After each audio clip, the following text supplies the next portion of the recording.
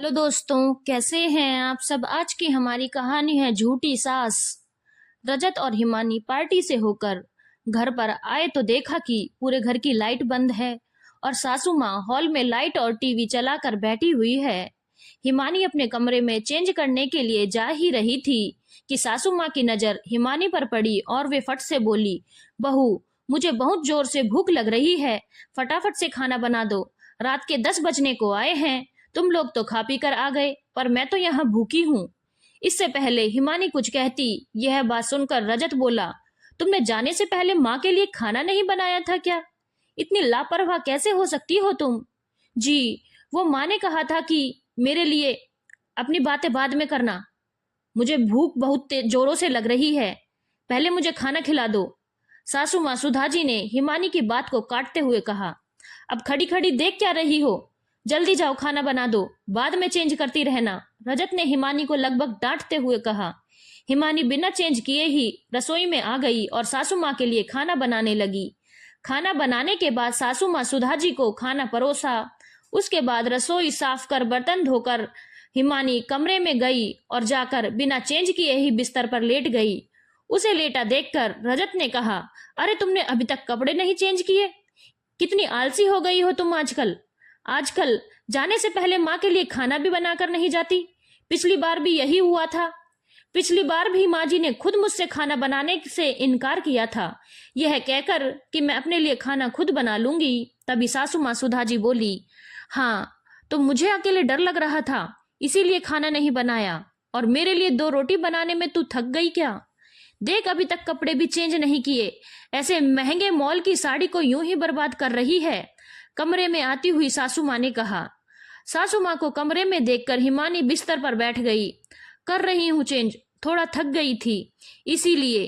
अरे, बाहर जाकर आने में ही थक गई? वहां कौन सा काम कर रही थी? तुम आजकल की औरतों का बड़ा अजीब है। बन ठन के बाहर घूम फिर कर आती हो और फिर कहती हो कि हम थक गए। भला बाहर जाकर आने में कोई थकता है क्या? हम तो नहीं थकते थे।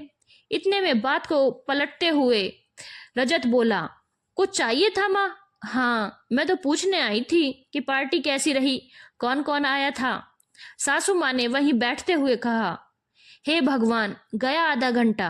अब यह माँ बेटे की टीम आधे घंटे से पहले तो उठने से रही।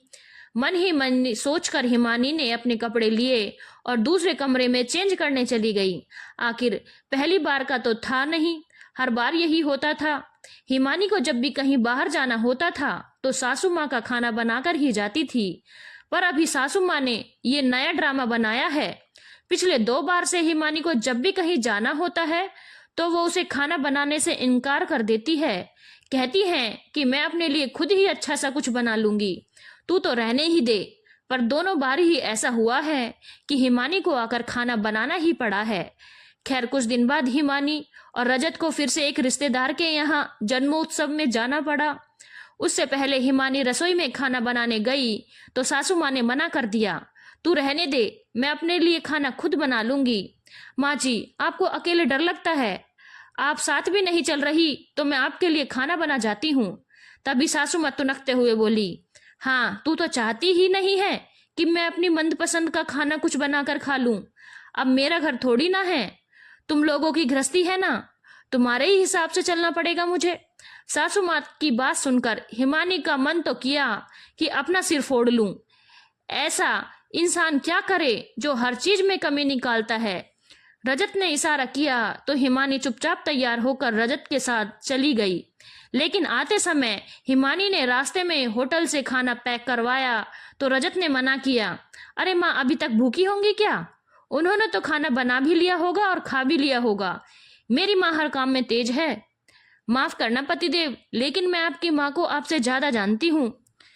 इसके आगे रजत कुछ नहीं कह सका। जब वापस आए तो जो उम्मीद थी वही हुआ। सासू माँ अभी तक भूखी बैठी उन लोगों का इंतजार कर रही थी। उन लोगों के आते ही बोली, बहू, मेरे लिए फटाफट खाना बना दे, मुझे बहुत जोर से भूख लगी है। हिमानी मुस्कुराते हुए रसोई में गई और खाना लगा कर ले आई। इतनी जल्दी खाना बना भी लिया? हिमानी बोली, नहीं मम्मी जी, आते समय बाहर से ही खाना लेकर आई थी। तभी सासू माँ तिल मिलाते हुए बोली, बहू, फालतू के पैसे खर्च कर दिए, खाना बनाने में जोर आ रहा था क्या? नहीं माँ जी, आपकी चालाकी अब मैं समझ चुकी हूँ। आप अपने बेटे के सामने ये दिखाना चाहती हैं कि मैं आपको खाना बनाकर नहीं देती, कामचोर हूँ, ताकि आपका बेटा मुझसे लड़े। पर अब आपकी चालाकी नहीं चलेगी, समझी आप? खैर अब छोड़ो, आप भूखी होंगी इसीलिए खाना ले आई हूँ, अब आप खाना खा लीजिए। सासू माँ ने रजत की तरफ देखा कि रजत कुछ बोलेगा, पर रजत भी हिमानी का समर्थन कर रहा था और सासू माँ चुपचाप खाना खाने लगी।